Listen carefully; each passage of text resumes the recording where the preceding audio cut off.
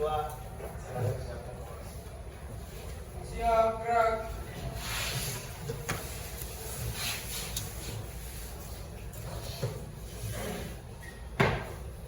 Berdoa mulai.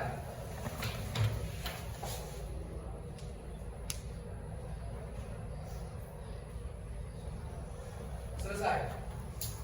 Beri salam. Assalamualaikum warahmatullahi wabarakatuh. Waalaikumsalam warahmatullahi wabarakatuh. Gimana kabarnya hari ini? Sehat, Pak. Ada yang Bapak sakit? gimana, Pak? Ada yang tak semangat?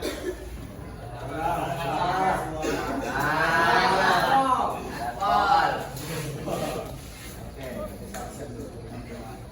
Alif, Udah, Pak. Anggi Ramadhani, Arya Junandari, Azidan Kanaya, Depri Ilham, Oke, Dery Adiansa, Diki Adeputra, Zaki Al-Fatani, Elwis, Fajri Dewangga, Maren Arsya, Valentino, Gilang Permana, Hari Akbar, Harfi Nazilham,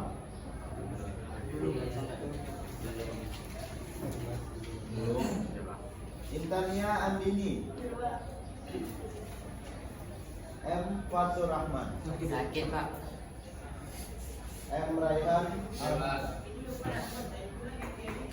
Muhammad Dafa Dewi, Muhammad B. Akbar, Hadir, Pak. Muhammad Fadilah, Muhammad Habibi, datang. Muhammad Najib Bimantoro, Muhammad Fares, Hadir, Pak. Nabil Putra Yonma, Nabila, Sakit, Rafli, Rani Puspitasari. Oke, sekarang buka bukunya. Halaman 75.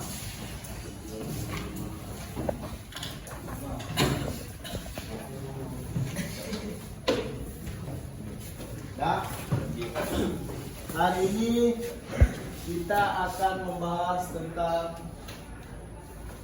ceramah. Oke. Di antara kalian pasti sebelum-sebelumnya sudah pernah melihat ceramah Udah, Pak. di luar maupun di sekolahan ini. Di SMP, SMA, mungkin SD juga pernah melihat ceramah. Nah, menurut kalian apa itu ceramah? Ya, Zidan, berbicara di depan umum. Betul.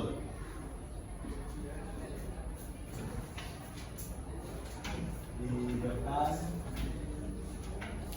umum. Nah, ada lagi Menyampaikan sesuatu. menyampaikan sesuatu, boleh.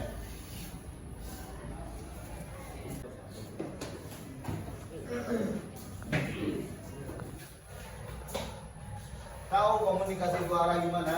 Tidak. Tidak? Oke, komunikasi dua arah itu adalah adanya respon dari pendengar atau timbal balik ya. Itu ada respon. Misal, Bapak sedang ceramah, terus ada yang bertanya, Fares misalnya bertanya, saya Pak, nah itu sudah ada respon berarti dia menanggapi apa isi ceramah dari Bapak. Oke, itu adalah contohnya. Ada lagi, menurut kalian apa ceramah? Kalau ajarkan. apa? Lupa ajarkan. Lupa? Lupa ajarkan. Ajarkan. Ajarkan. Mengajarkan ya. Mengajak. Mengajak atau mengajar? Mengajar. Mengajak. Oke. Jadi di antara ini semua yang kalian bilang, apa itu pengertian ceramah? Ini hanya kata-kata kuncinya. Ya, Pak. Sekarang menurut kalian dari kata kunci ini apa pengertian ceramah? Ada yang bisa? Tidak. Tidak, Pak. Oke, ceramah adalah berbicara Di depan umum.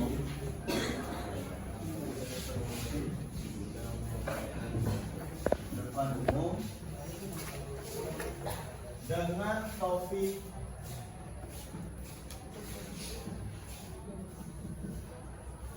pengetahuan. Terus informasi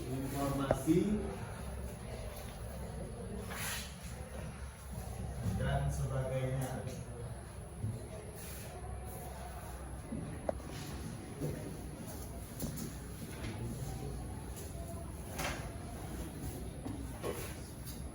Disampaikan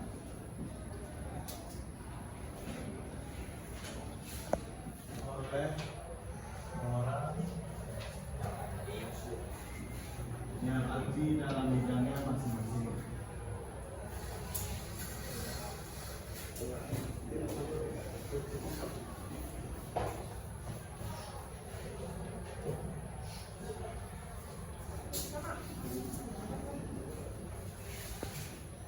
Juga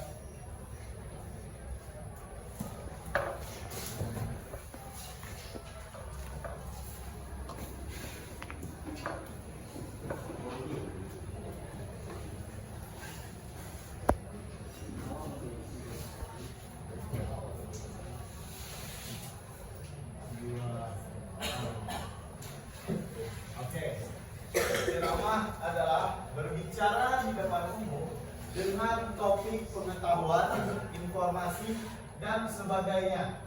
Disampaikan oleh orang yang ahli dalam bidangnya masing-masing, dan ceramah merupakan komunikasi dua arah. Disampaikan oleh orang yang ahli dalam bidangnya masing-masing. Maksudnya adalah misal ceramah tentang keagamaan. Nah, di keagamaan siapa yang ahli? Ustaz. Kalau di kesehatan? Ustaz. Kalau tentang olahraga? Guru olahraga. Oke. Ahli dalam bidangnya masing-masing. Sekarang ada yang ditanyakan tentang ceramah? Atau sudah cukup jelas? Sudah cukup jelas? Oke, kita masuk ke yang kedua, pidato.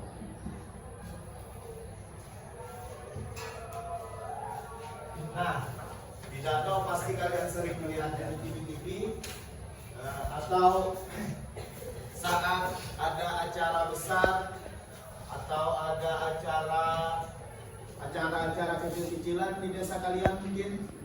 Pasti ketua RT dia menyampaikan sebuah pidato. Pasti kalian pernah melihatnya. Atau kalian memang orang yang sering tinggal di rumah, hanya berdiam diri di rumah, itu jarang melihat pidato. Jadi menurut kalian apa itu pidato? Bicara di dengan yang bebas. Dengan topik yang bebas. Oke, bagus. Berbicara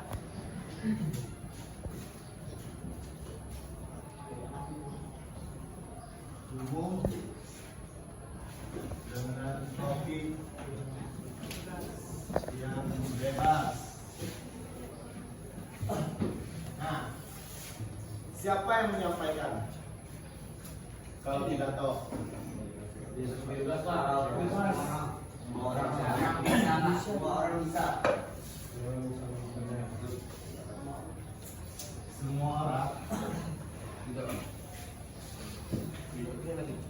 semua orang, apa? Yakin semua orang? Ya. Ya, terus? Hanya orang yang bisa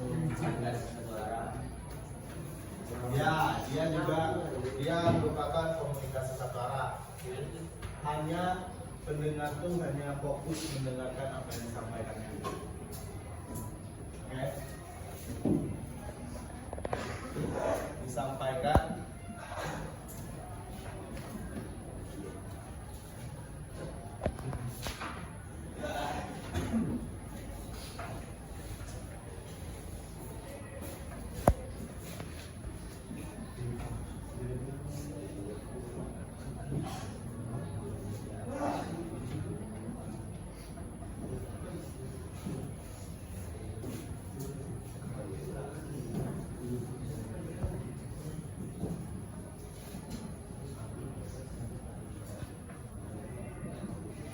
Nah, berbicara di depan pidato adalah berbicara di depan umum dengan topik yang bebas, disampaikan oleh orang yang paham tentang materinya atau materi yang disampaikannya.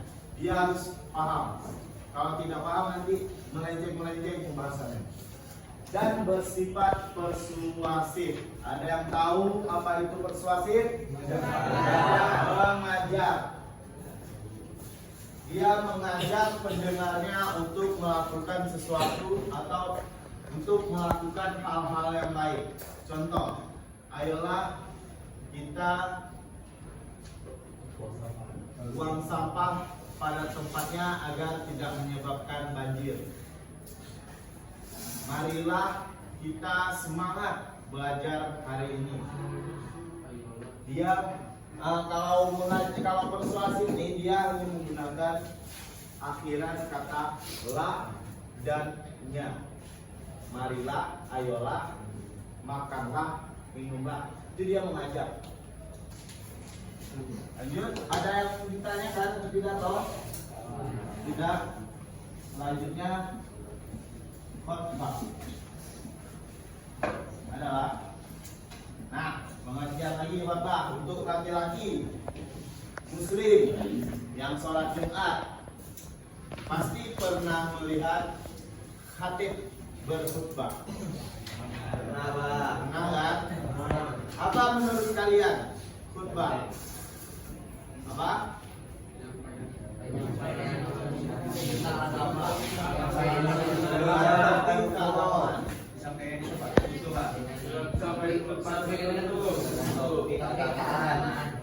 Dengan topik keagamaan, berbicara dengan tempat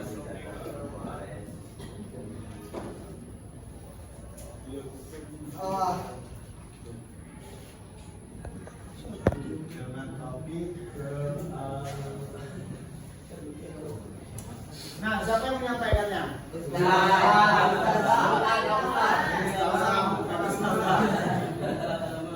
Ustaz, ya, pemuka agama, lebih tepatnya pemuka agama dengan topik keagamaan, ya.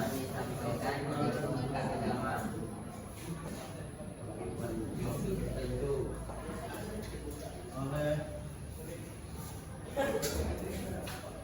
pemuka agama. Komunikasi berapa arah ya? Seperti pidato ya. Oke, silakan dicatat. Jika tidak ada yang ditanyakan.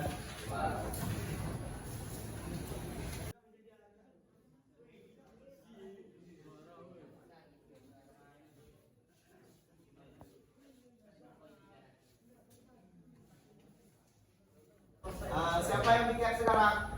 Kebersihan. Gidan. Tolong hapus ya. Wah, kamu baik banget. Ya. Sudah selesai kan nyatatnya?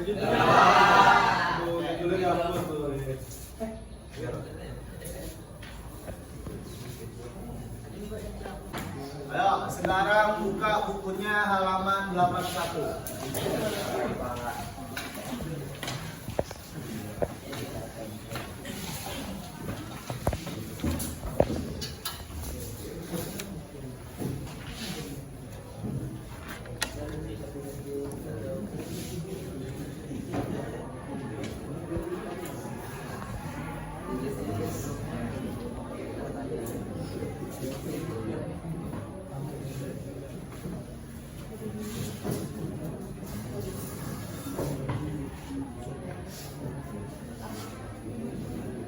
Kita masuk pada jenis-jenis informasi dalam ceramah.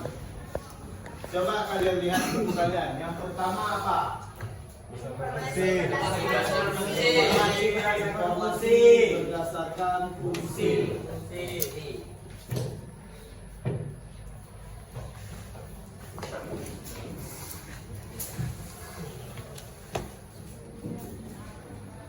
Selanjutnya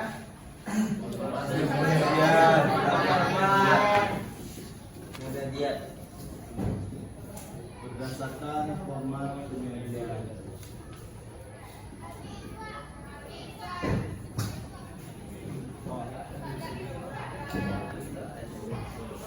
Selanjutnya Lokasi peristiwa.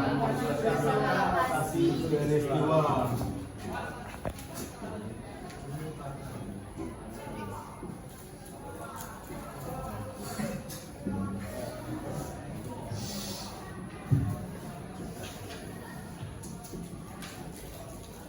Yang terakhir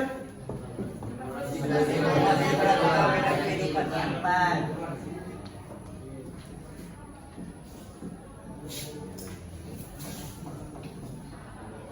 bidang kehidupan.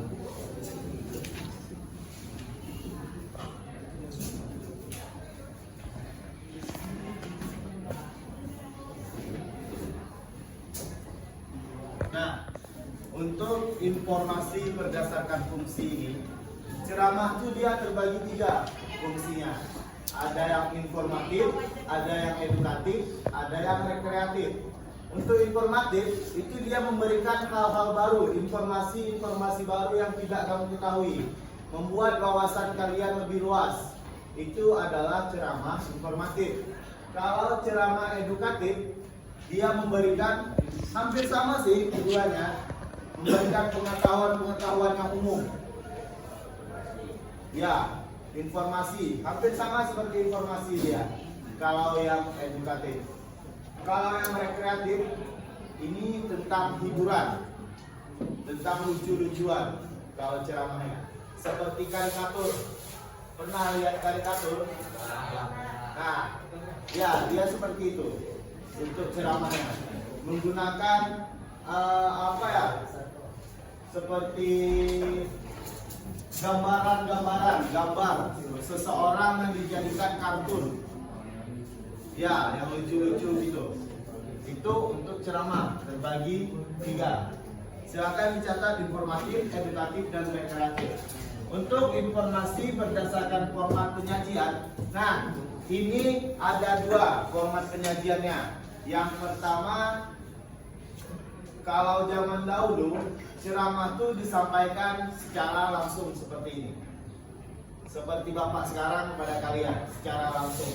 Kalau sekarang format penyajiannya bisa di artikel, bisa dilihat di YouTube, di podcast, di Spotify, di mana lagi ya, di radio, banyak.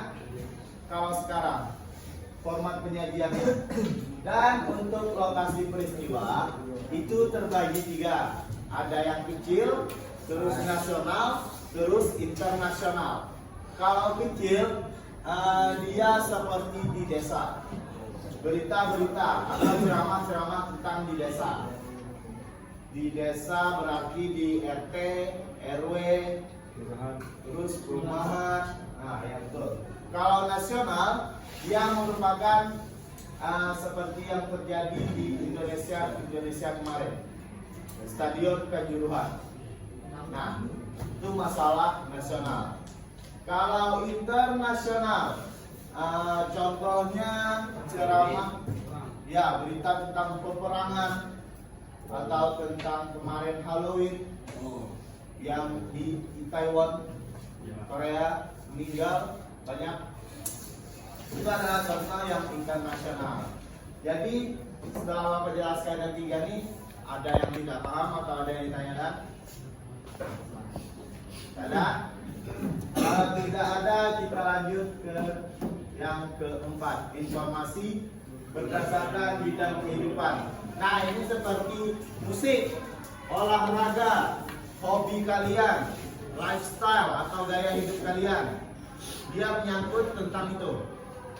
Ceramah-ceramahnya tentang olahraga, misalnya tentang musik, tentang gaya hidup, itu adalah pengertian dari semuanya, informasi-informasi yang ada di dalam ceramah. Kita masuk ke struktur teks ceramah.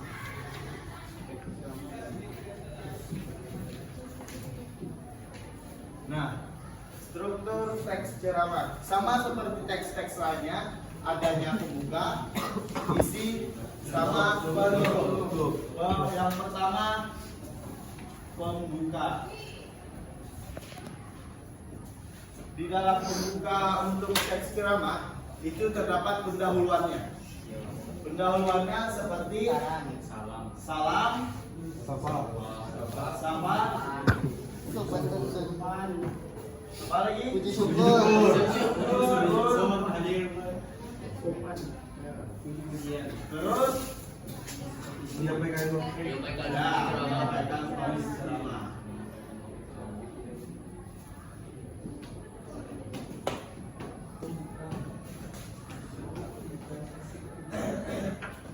Contoh, Assalamualaikum warahmatullahi wabarakatuh.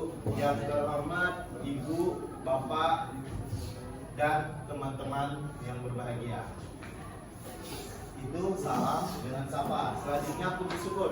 Puji syukur kehadiran Allah yang Maha Kuasa yang telah memberikan kita nikmat kesehatan sehingga kita bisa berkumpul di ruangan ini dalam keadaan yang sehat.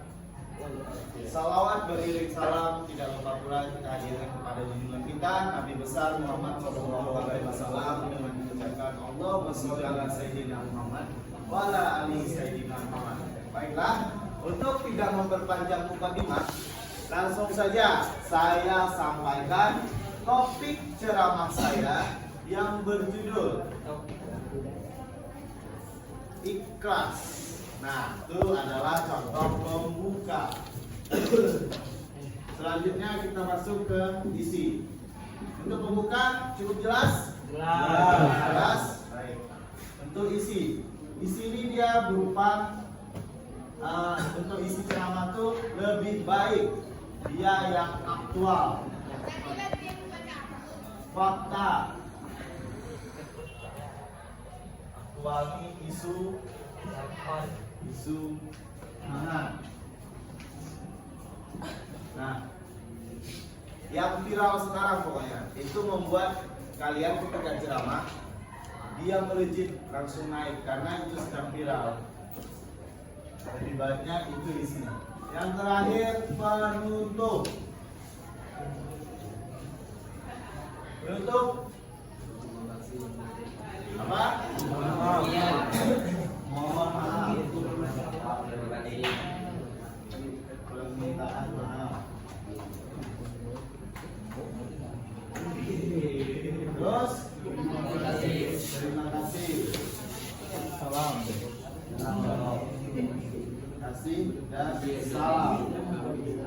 Nah, untuk contohnya, untuk penutup, mohon maaf apabila ada kesalahan kata dan terima kasih telah memberikan saya tempat dan waktu untuk berceramah di sini. Sekian, assalamualaikum warahmatullahi wabarakatuh. Nah, itu salah satu contoh penutup. Mungkin kalian ada yang bisa ceramah, ada yang tidak bisa ceramah. Ini adalah salah satu kerangkanya untuk memulai ceramah. Bisa kalian pahami tentang salam sapa bagaimana isi. Kalau gini ya, kalau orang yang sudah terbiasa ceramah tuh untuk pembuka dan penutup dia tidak perlu tulis lagi, tidak perlu ditulis, hanya isi yang dipahaminya, disampaikannya, dihafalkannya. Kalau isi, kalau orang yang tidak bisa ceramah atau kurang dalam berceramah, dia harus menulis ini dengan lengkap. Mana salam, mana sapa, mana ucapan terima kasih, mana puji syukur, itu harus ditulis supaya tidak lupa. Oke, ada yang ditanyakan untuk struktur? Tidak, silakan catat. Ada yang sudah bisa ceramah atau berpidato? Pidato bisa saya, Pak. Boleh. Ayo. Bismillahirrahmanirrahim. Saja 79 ya. Pidato Insinyur Soekarno. Oh ya. Ya, silakan. Assalamualaikum warahmatullahi wabarakatuh. Waalaikumsalam warahmatullahi wabarakatuh. Selamat pagi teman-teman semuanya. Pagi. Bapak-bapak dan ibu-ibu yang saya hormati, sebentar lagi kita akan sampai pada hari yang sangat bersejarah, yaitu tanggal 10 November atau disebut dengan Hari Pahlawan. Pada hari itu kita seluruh bangsa Indonesia akan mengenang kembali peristiwa besar sebagai momentum sejarah yang terjadi di Surabaya pada tanggal 10 November 1945. Pertempuran hebat telah terjadi pada saat itu antara para patriot bangsa yang gagah berani dan melawan tentara sekutu. Betapapun lengkap senjata tentara sekutu, tetapi tidak sedikit pun bangsa Indonesia merasa takut. Bayangkan ya teman-teman, bangsa kita tidak pernah takut dengan bangsa sekutu, walaupun dengan berbahaya bambu runcing. Padahal pada waktu itu senjata yang kita miliki sebagian besar hanyalah bambu runcing. Sementara itu pihak musuh telah menggunakan senjata-senjata berat dan modern.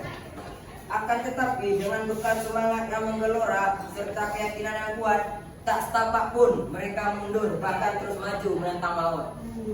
Indonesia Jaya!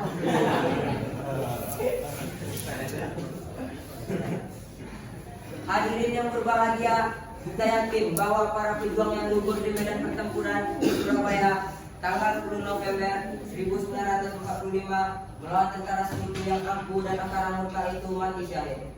Oleh sebab itu, sudah sewajarnya lah jika kita bangsa Indonesia menghormati jasa mereka dengan memanjatkan doa kepada Allah agar arwah mereka diterima dengan kemuliaan yang setinggi-tingginya.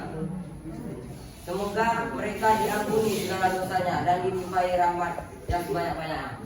Dan bagi teman-teman, kita tuh upacara harus dengan hikmat ya, jangan ada bermain-main. Kita harus menghargai jasa para pahlawan kita.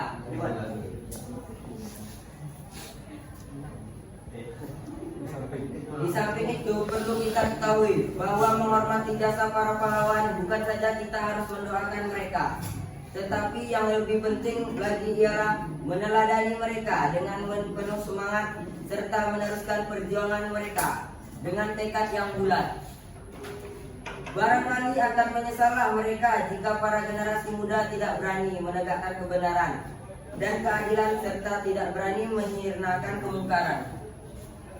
Saudara-saudaraku yang berbahagia, bukanlah bangsa yang besar jika kita bisa menghormati para pahlawan yang telah gugur mendahului kita.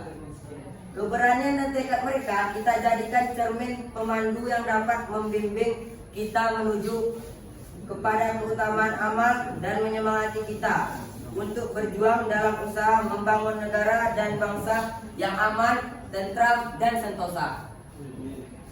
Akhirnya, marilah kita panjatkan doa semoga arwah para pahlawan kita diterima di sisi Allah dengan kemuliaan yang setinggi-tingginya. Kemudian semoga kita dan anak cucu kita bisa mengambil suri teladan untuk diamalkan dalam membangun negara yang aman, sentosa, adil dan makmur. Sekian pidato saya pada pagi hari ini. Wassalamualaikum warahmatullahi wabarakatuh.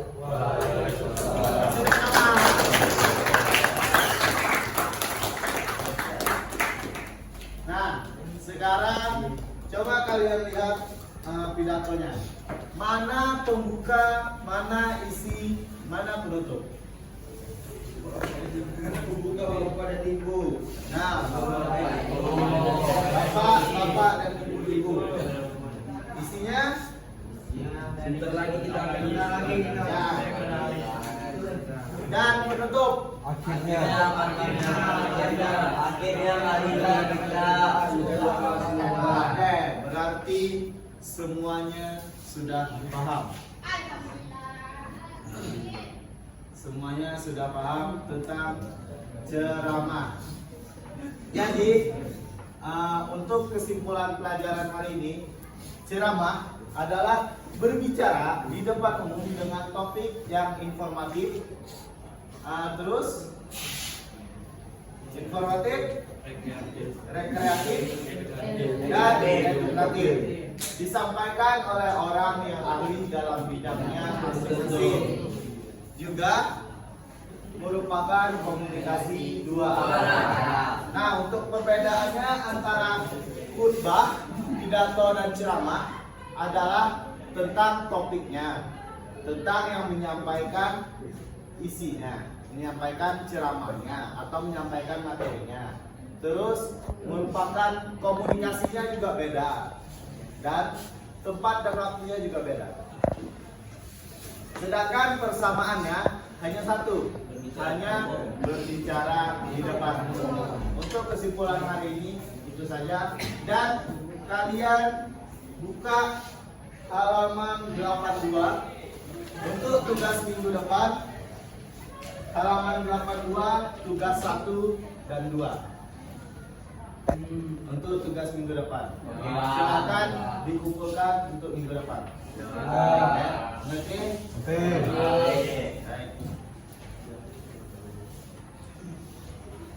Silakan untuk ketua kelas siapkan, karena pelajaran kita hari ini sudah selesai.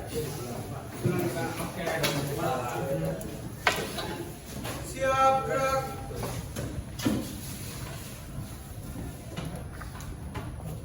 Ucapkan hamdalah. Alhamdulillahirabbil alamin. Beri salam. Assalamualaikum warahmatullahi wabarakatuh. Waalaikumsalam warahmatullahi